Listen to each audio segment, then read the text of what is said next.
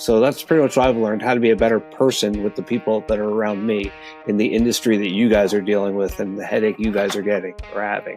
Before we get started with the show, here's a quick word from our sponsor, Global Training Center.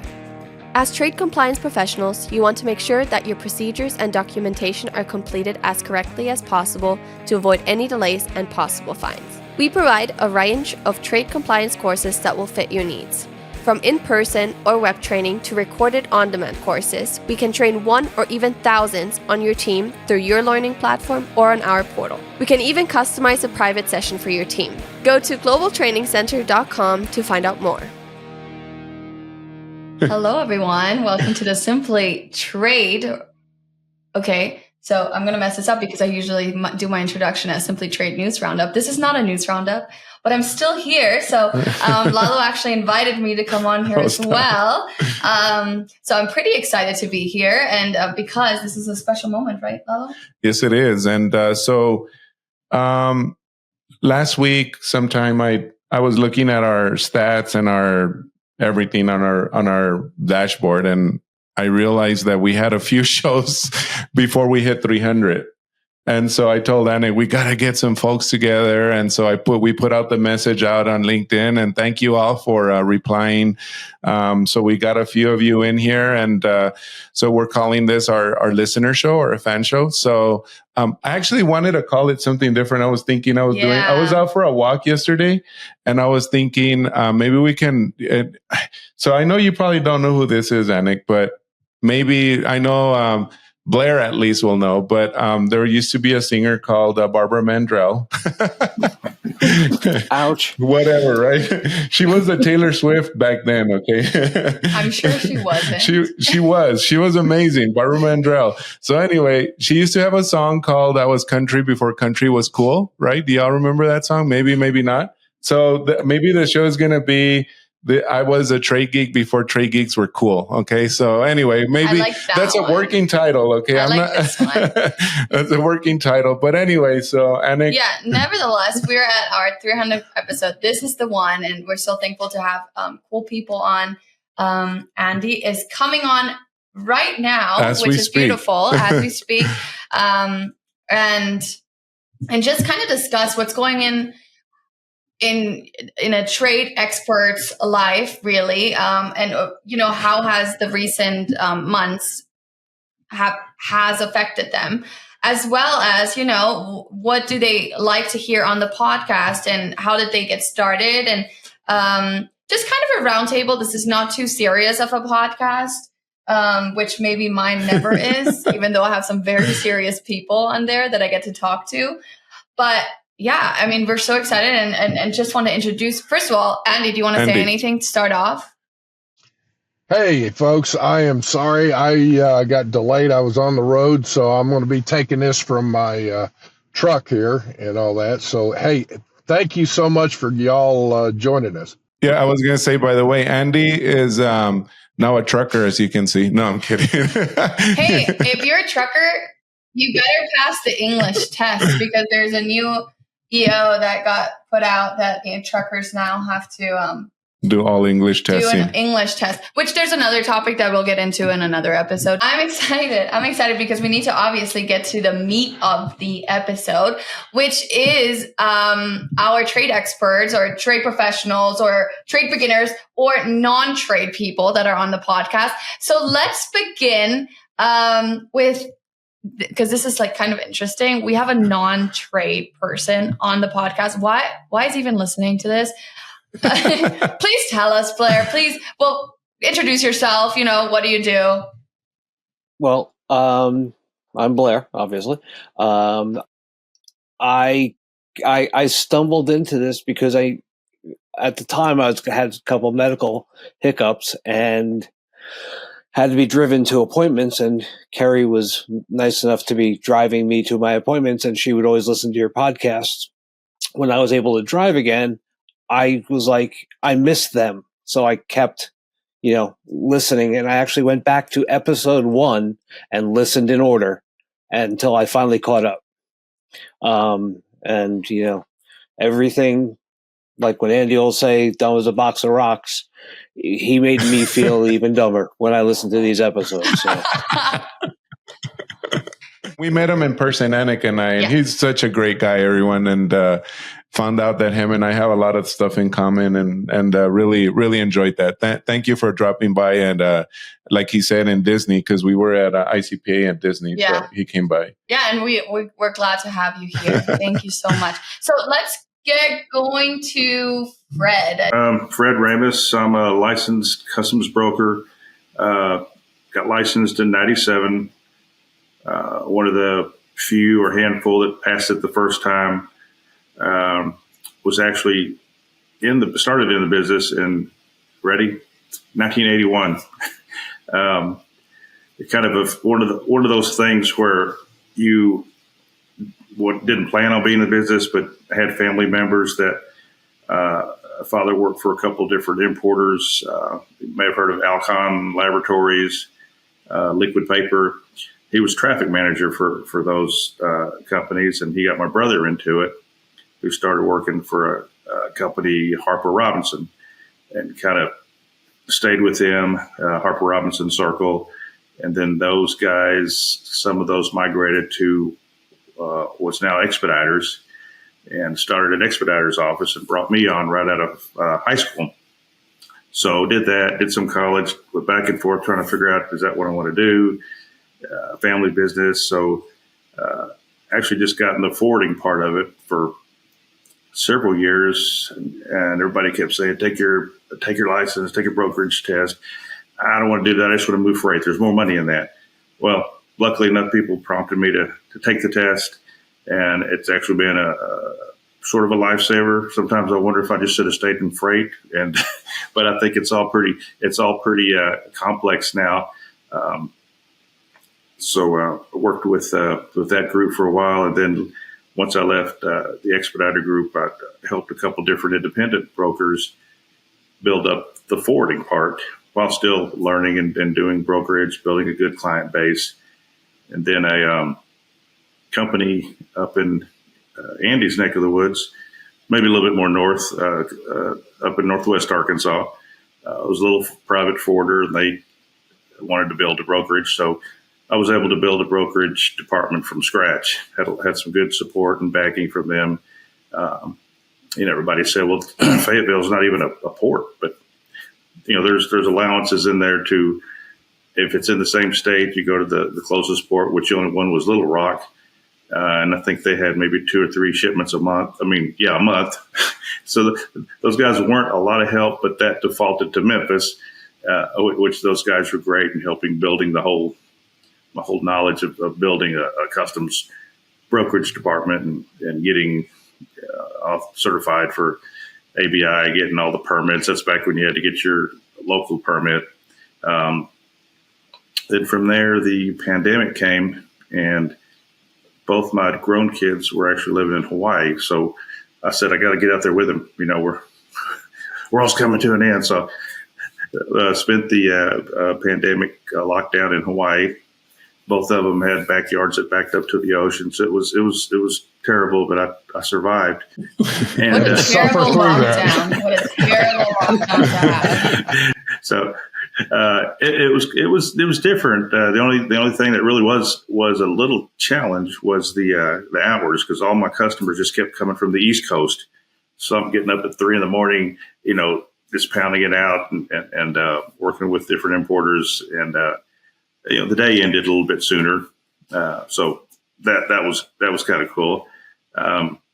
Then everybody kind of left and moved back to the mainland. And I got recruited by a little company in Chattanooga, Tennessee. And they were going through some changes, and kind of stepped in there and helped kickstart the brokerage department for them. Then I decided a few of us wanted me to maybe look at Miami, opening up something in Miami. And they said, well, you may not want to live there because, one wrong move and you could get hurt or it's just too crazy out there. I said, it's crazy everywhere. You just got to know where to look, So my daughter had actually moved to Fort Lauderdale. So we're here now, and just doing some remote things. A few different people. I've got a handful of people I've got to make a decision on that want me to start their brokerage division for them. For some reason, this last year, everybody all of a sudden wants compliance people in their corporation. I'm seeing a lot of job posts. It's like, wait, where'd all this come from? Compliance was that other thing. You just build a manual and have it on the desk in case customs shows up. It's like, what? We have to be compliant now all of a sudden? Like now? That's that dusty part in the regs, Oh, yeah. Then I knew a lot of brokers that would write up a customs compliance manual and then it sits on the shelves. Each situation is different. So you just got to have some general but specific items in there. So that's where my journey has taken me. And I'm not even sure how I wound up listening to you guys. If it was, I listen to you guys on Spotify most of the time now. I love Spotify. I think I taught some people what Spotify is through this because I think people would listen to it through online. And then I'm like, there's an app, right? Like you can have this on your phone. You can get a notification when we bring out an episode. It's kind of cool, It's easy. Part is I usually sit in my car for 5 minutes trying to figure out my playlist before I drive anywhere, depending on the mood. But then if I forget what I was doing the day before, I'll just jump in the car and start driving. All of a sudden, it takes up an episode that I had stopped in the middle of. It's like, what am I jamming on? Who's this? That's Lalo, So you guys have been really great to listen to. I think I've told you before, Annie, you guys are great at letting the people talk, understanding them, making them feel comfortable. You've had some great experts, people that do things I didn't even know existed that help the trade. Being old school, it's like a lot of you guys, or whoever. I know, Fred, you've done this. People send things to us like, here, look at this, look at what has come out, and it honestly has helped me. I'm sure Lalo too. Right. For me, it's a lot. I feel like people are so nice to me. They're like, let's just send her some articles. I think she would enjoy it. And I love it because sometimes I'm like, what do I talk about? I don't know. The news has not told me anything. There's not been new changes. But then I talk to one of you guys and you guys are like, no, there's so much going on. And I love it because while I do this up front and we have, kind of figure out what we talk about behind the scenes, I struggle a bit, and having people tell me their issues and people giving me a little bit of intel, mostly that's on LinkedIn. It's so nice to bring that onto the show. And especially if you guys want to listen to something, then I like to ask other people about it, on the podcast and make it a little bit more like it's a tiny community that we have here. So thank you for sharing. And I'm going to move on just for time purposes to Margaret. Okay. Well, I am Margaret Lang. I am a licensed customs broker. Also, did not pass on the first time. I think it was 3% pass rate the first time. I was devastated, but I did stick with it. I didn't let it, beat me. So I am a licensed customs broker, have been since, let's see my things right here, 2006. But throughout my career, as I think most of us, we kind of fell into this. It's not something you actually seek out typically. But I started out working for a manufacturer of medical equipment, rehab type of products on the export side. And then I moved I live in Milwaukee or near Milwaukee. So all of my experiences, some of our bigger Milwaukee companies. So I moved to Harley-Davidson and worked at Harley-Davidson for a long time, started out in the export side and then moved into what they were creating an actual compliance department and moved in there. And that's actually where I took the exam the first time. But I learned a lot about trade compliance and classification and all of that from my boss at the time, and it stuck, right? So I think with trade compliance, it either gets in you or it doesn't. You either love this or you don't. So it's interesting to hear Blair, who's not in this industry but still loves it, because it's something that you either just love or don't. So from there, I went to Kohl's Department Stores, and at Kohl's Department Stores, I managed the import side of the business, which was mostly what Kohl's did.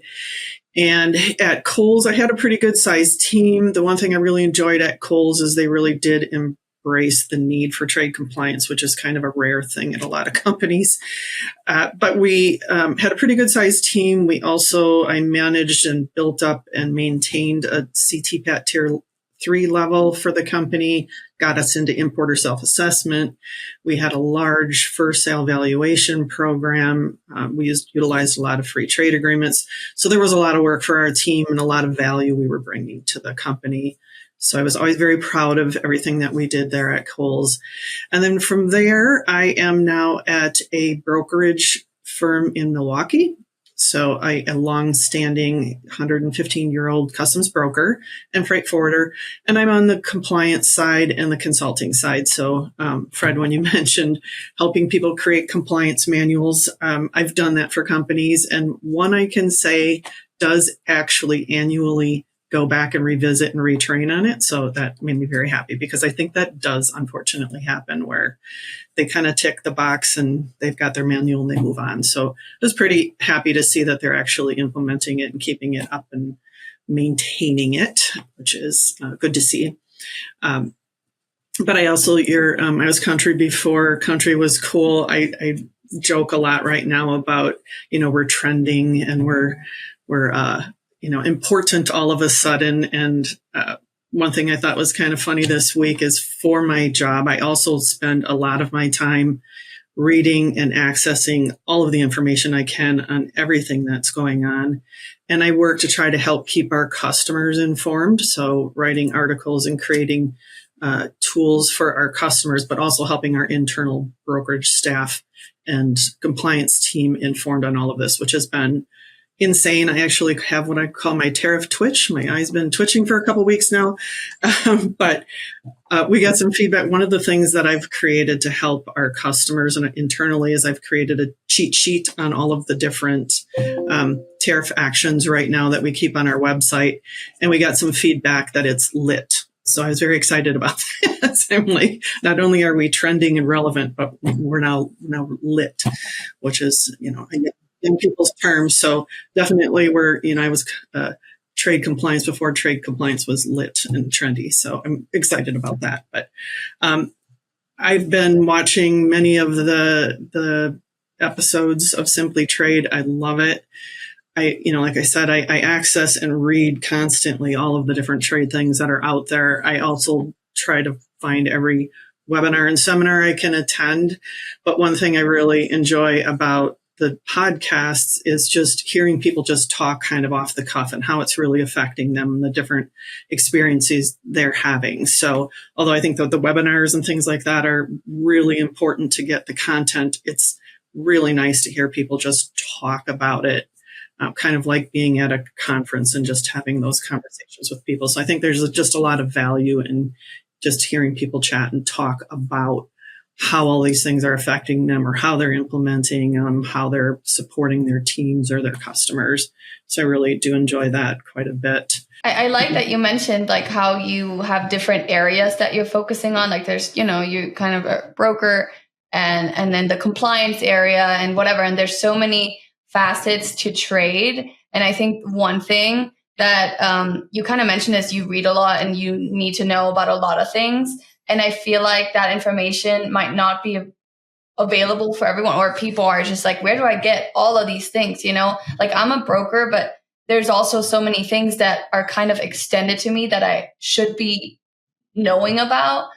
And that I have to say the podcast is pretty good for, because we talk to so many different people, right, where even though we might not give them exactly what they need, but if we touch on something, they might from there say, oh my God, I need to attend a webinar that talks about this, because this is something I might be dealing with too. Not saying that we're going to give you all the information, but because truly we probably can, and it's not like a very formal webinar.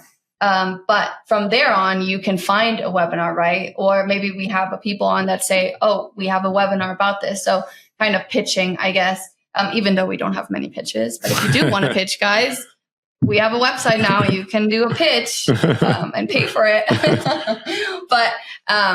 But obviously this is like a free podcast, and we very much value that because I think giving something back to the community creates more a sense of a greater community, and just, I don't know, makes it a little more homey. Like there's so many things that you can pay for nowadays, which are great.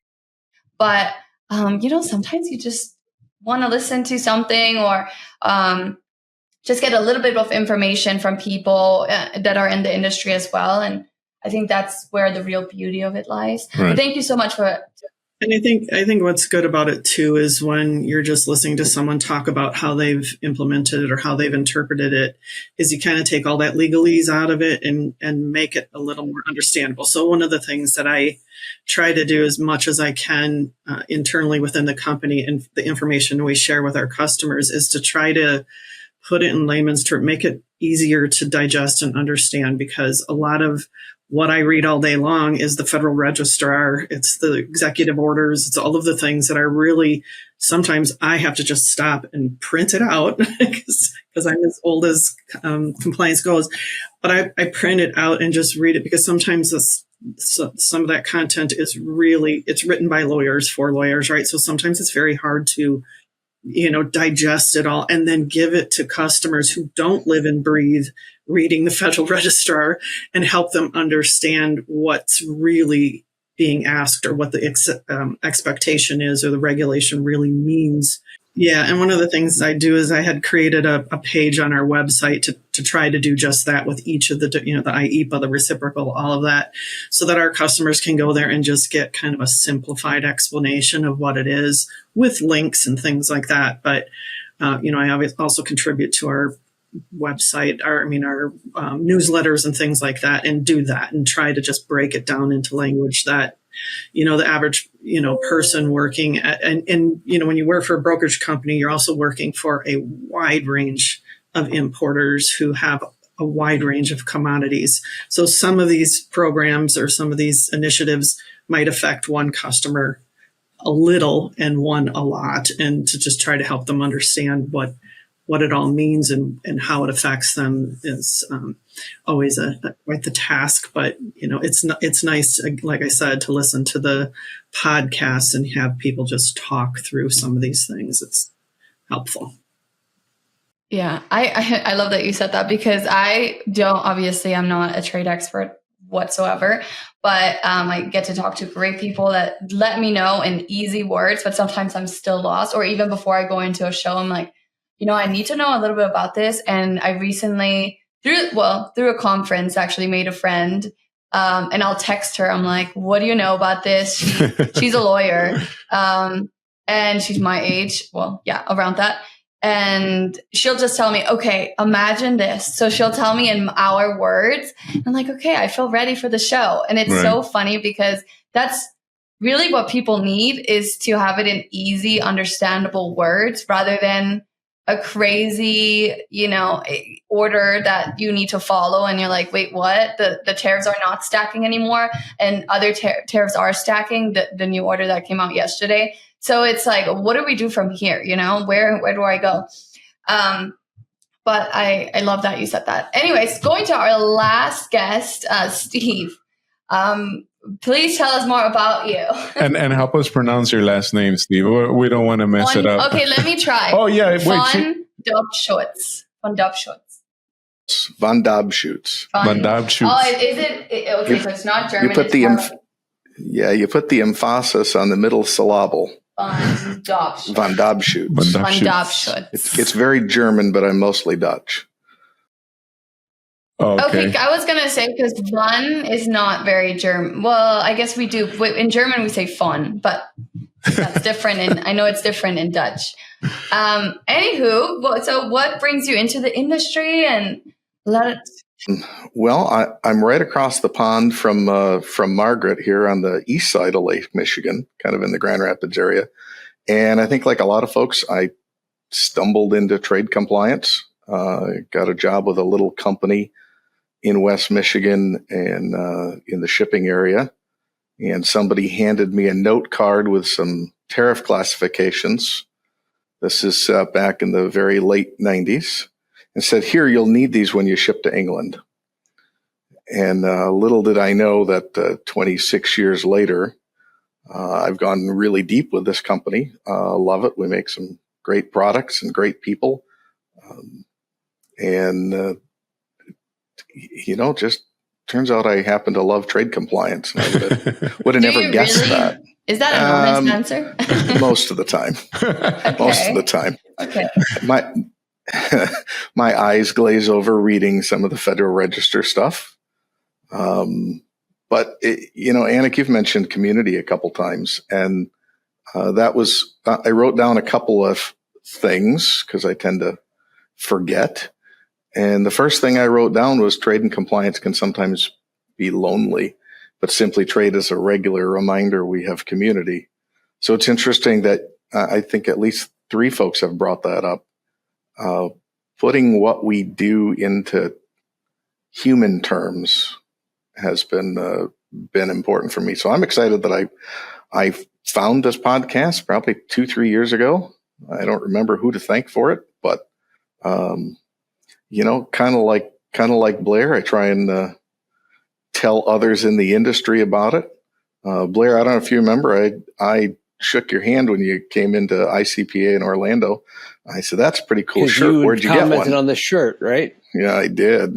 Yep. Okay. Yes. So where do I get one? And you said, "It's one of a kind." Had it made, one of a kind. Yeah. All right. So you guys got your. You need a merchandise store coming up. We do. We do. Yeah. Look at my cup, but that's just me. That's just her. I'm just obsessed with myself, apparently. I'm kidding. Yeah, no, but it is my favorite cup now. My favorite war cup. Okay. Yeah. But no, we do need that. We do need some merch. Little merch. Yeah. To give out, maybe. Something fun. So I was going to ask, in what sense, so for the podcast, right? I mean, we create community, but how has this impacted you, like at conferences and stuff? Like in conferences, you obviously meet people. How does that impact you at the moment with, whatever we're dealing with right now? Because there's a lot happening, a lot of changes. And I think you said feeling alone is something that can make this industry make you feel, right? In a sense, especially sometimes you're in a company and the compliance department might not be the biggest thing, and not everyone might care for you that much, and all of a sudden they care. But how has that created a more community sense in your guys' life? Because I know for us, the podcast really took off during this time. Just because people want more information. But how has that affected you guys? And not per se the podcast. I know the podcast has created community, but the whole past months, how have they affected your community sense in the industry? I think for me, it helps me see things from others' perspective. I've gone really deep with the products and the industry that I'm in. I don't have quite the breadth of experience, and it gives me some perspective, which helps me relate to those that have questions better. So just putting it in better terms or changing the perspective. How is this going to affect us in the big picture? And you hear things from lawyers to other brokers to officials and see things from different perspective. Yeah. And that's the thing that we've been trying to do. And unfortunately, I mean, I had what I wanted to do was a monthly check-in with CBP or government officials. And we had lined up a few people. And in fact, I think I had 5 or 6 months in a row lined up already. But unfortunately, when Trump took office, that all went away. They took away all public outreach. I don't know exactly how or why that happened, but I know I have like at least 5 or 6 folks from CBP that are a little bummed that they can't come on our show because they say they've seen their other coworkers that have come on our show, and they say that they feel a lot more like relaxed when they come to our show versus like going on TV or talking to somebody when they're being grilled about something. Because I tell people that's not what we're about. What we are about is more about dealing with a current situation. I mean, good or bad, that doesn't matter. What matters is let's give you the information and let's help you deal with it. Let's get through this. I always have a policy of not criticizing or commending, like elected officials, doesn't matter who it is, because of that. I mean, first of all, 50% of people voted for Trump and 50% of people did not vote for Trump. You know what I mean? And so I can easily I could cancel myself out with 50% of my audience, and that's not what we're doing. You know what I mean? Or I can, either way, whether I criticize him or I commend him, it could go either way, right? Also, that's not, I think also it's not really the ideal, it doesn't matter. Right, it doesn't matter. I mean, it won't change what you have to do and how you have to stay compliant and what you have to follow, because just because you don't like it doesn't mean you can't follow it, right? So and I think a huge thing that we're doing is just awareness, because some people are like not even completely sure if they have to comply with some things. Does it affect them? Who do I call? Do I call a broker? Do I call a lawyer? To what extent can we help you guys or everyone in the industry to kind of make them aware of the situation and what they can possibly do to make it as easy as possible, because things are not easy. For me, like I listen to what you guys are saying. You're always under the gun and things are changing for you guys, like minute by minute. But you're always trying to be on top of stuff. And that in a weird way has helped me in my rehab part of this. Listening to you guys, I get little tips of how I can better myself to get back to where I was. So if that even answers the question in a weird way. Yeah, for me, absolutely. The other day, as far as taking nuggets, I listened to the de minimis one. Was it Marianne? Yeah, it was great. It was great. And I kept stopping it and I kept like, wait, what did she just say? And I'd rewind it and I took a bunch of notes. So it really helped me understand the whole de minimis thing. Because as I read through it, and because I don't, we're not a broker who does the de minimis entries technically, but we still might be in the future because of this going away. But her just little tidbits and her knowledge of the history of it was excellent. And I kept, rewinding it. And I think I watched portions of it a couple times just to understand what she was saying. And I will use that then when I'm trying to explain it and create something for our customers, because our customers do some de minimis entries. So I thought it was great. But I've done that on a couple of different ones where I've just like, wait, what did they just say? Well, that's important. And, it's just something that then later on I can use to help someone understand. Because if they're helping me understand, I can certainly pass that on, right? And thank you for sharing that. I love that. And I love that you said that you're going to use it and use it for parts and rewind and maybe go back to it.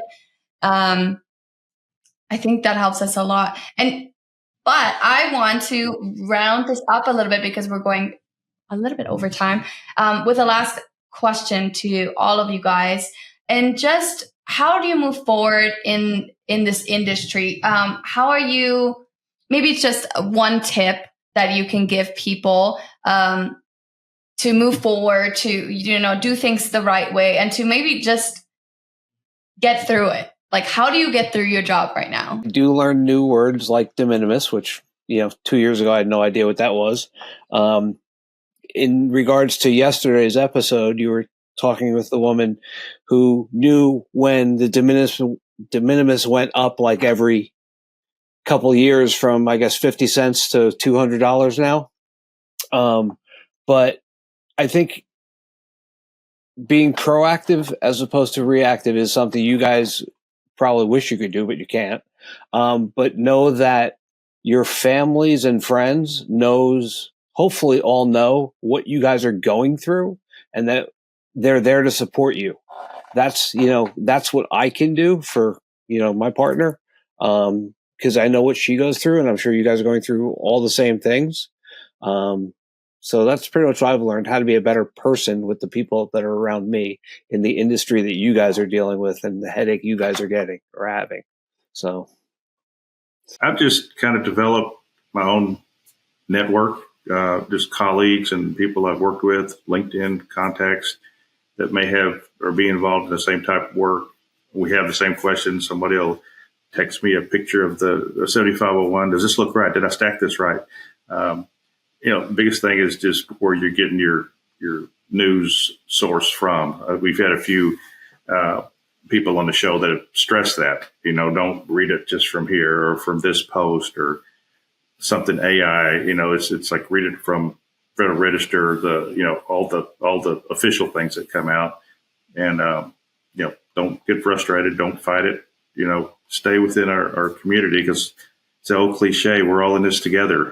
So you keep thinking, well, days are going to go away. We're going to go back to one tariff number for an item, or not. So that's the only way we keep moving forward. Just can't get upset about it, can't fight it. Don't try to get around it. So just like I said, podcasts like this is kind of this nice community we have, and again, it's like that. I'm sure they say it for a lot of different things. We're all in this whole thing together. So, I can go. Thank you for Blair for having patience and understanding for those of us who are living and breathing this every day. It's been difficult, but I would say how we're getting through it is, obviously just, reading everything you can. But there's a point where I think I've had to go and pick specific resources and stick to a handful of them, because otherwise it just becomes so overwhelming. So, that's one thing. But I also did sign up for a Truth Social account and a X account so I could keep track of the tweets and things. But, to Fred's point, those are just tweets. Those are just comments. And I've had to actually explain to people that that's just a comment right now. It is not a thing yet. It's likely going to come, and, have had to explain to people that we have to wait until it's in the Federal Register. Until it's there, it's just a comment. So, helping people understand that part of it as well. But yes, I do access the Federal Register every day, because that really, and the CSMS from Customs, because those are the two things that really make it official. Even the executive orders that get posted, I do check the White House website every day as well. So I look for those things of what's potentially coming, because it's potentially going to change by the time it gets to the Federal Register, or even to the CSMS, which is customs side, which is important to brokers, of what in the end do we actually have to do to submit an entry.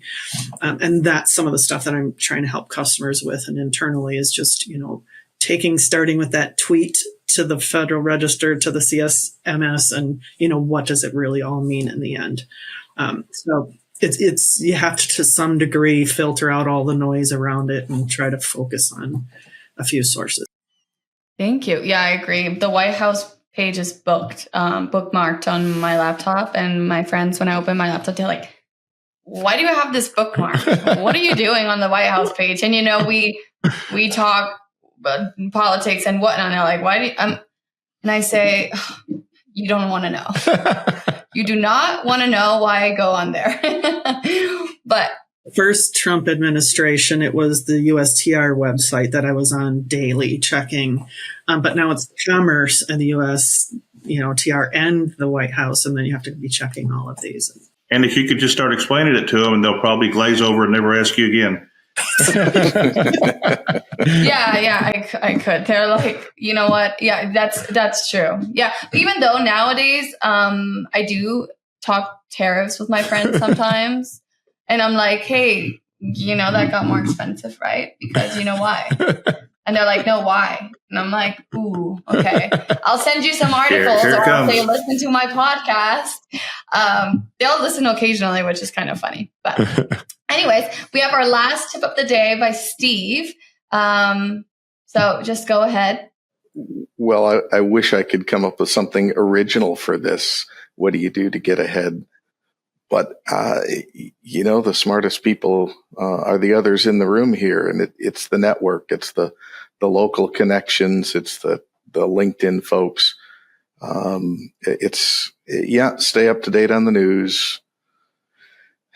And then how do you interpret it? Yep, breathe. That's probably the biggest thing. And that's been the most helpful to me recently. I need reminders. I tend to get wound up on a few things. I need reminders. Stay calm. Just wait. It'll work itself out. We're in this for the long haul, not for the next 5 minutes. And this too shall pass. But the people have really a good sense of connection and kind of centering on those things. So that's like I said, I wish I had something original to share there, but it really is. There was. I like that, Steve. And I guess a shameless little plug and a segue into, we've listened to like a bunch of this comments and all of y'all's comments that are about community and all that has resonated well with us. And here at Global Training Center, and I think we said it over the last few episodes, but we have a community, but for our clients. When our client purchases a training, they have the ability to ask our instructors questions and us and information like that. So what we've done is that we created our own platform on Global Training Center. It's coincidentally enough, it's called Trade Geeks, and that's our little community. And so we just thought, let's just open it up to everybody, whether you're a client or not. So we may actually start putting and having a channel in there for podcasts that we decided that or not, I guess. But we were going to do a channel for podcasts so everybody can discuss the topic that was discussed on that podcast and maybe create that community offline. Well, actually, it's online, but I mean, off the podcast and into that platform. Like what do you call this? Where people, what is it like? We compared it to something. What did we call? Where people ask questions and then everyone replies. To like Reddit or Reddit. It's like a Reddit for the podcast. And I love Reddit. I go on Reddit Discord, for anything. Like Discord as well. So, like communities like that. So we're trying to build like that, like a group, like a Facebook group or a LinkedIn group, but it's in our site. You don't have to, create another account on another social media site or anything. It's literally on our portal and with your login and everything. But you should look at the show notes going forward, because that's where we'll have the link for y'all to join. And really, and then Anik is actually working on a bunch of monthly free webinars as well. Again, just to create more community, things like that. And we're hoping that this can all just come together and we can all get our little warm fuzzies here and we'll all collaborate. So yeah, and I think I want to round it off with something we started with. Is Blair started this, and you mentioned walks, and I'm just going back to it because I think walking can do a lot for you. When you're stressed, when you're going through something, when you can't figure out something that you need to get done. Mostly it's because your brain is blowing up and it just has too much information, too many changes, too much stress. And I think walking can really help you, whether it's 5 minutes, 10 minutes, 20 minutes, for an hour, it doesn't matter. Fresh air is always good. Or if you have a treadmill, I guess, but fresh air is probably best.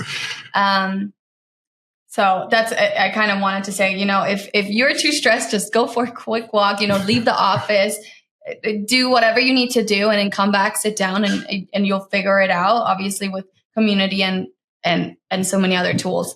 But I want to thank everyone again for coming. And that's exciting because I'm never on the Simply Trade regular show anymore, because I have my new show, which I love and I'm really proud of. So thank you. And thank you for sharing, because this was helpful. Getting stuck on this. Thank you. All right. Well, thank you for having us. No, thank you. Thank you. Thank you. It's been a pleasure. Thank you very much for joining us. Simply Trade is brought to you by the generous contributions of Global Training Center. You can follow the show and GTC on LinkedIn or Twitter and other social networks. Make sure you check out the show notes in the description for a full rundown of today's show with all the important links. Also, make sure that you share this with a friend and subscribe on your favorite streaming platform. We really like hearing from you.